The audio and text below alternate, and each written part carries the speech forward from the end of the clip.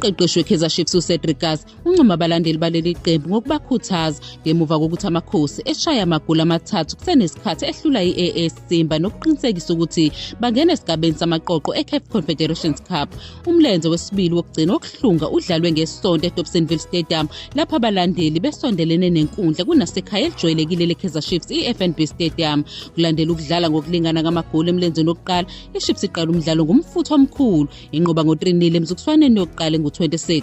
I-Chiefs ibidonsa kanzima ngokungawashaya amagoli isizini yonke kodwa yawathola kulokhu ngo-Igodaro zithakweni kanoGlodililebo. Ukaze uveza ukuthi ukusondelana nomthamo wezihlwele eDobsonville Stadium kunikeze iqembu amandla adingekayo akholelwa ukuthi enze umehluko wangempela emzukiswaneni yokuqala ngo-15 kuya kwengu-20 ebalekile yomdlalo. Ukaze uzwakalise okukhulu ukujabula ngokuthi iqembu lingene esigabeni samaqoqo, ephawula ngendlela abalandeli abajabule ngayo. Ubongela abadlali ngokungena emidlalweni nomqondo oqondile kusukela ngomzuzu wokuqala nokwenza izinto zenzeke, benza umzamo omkhulu.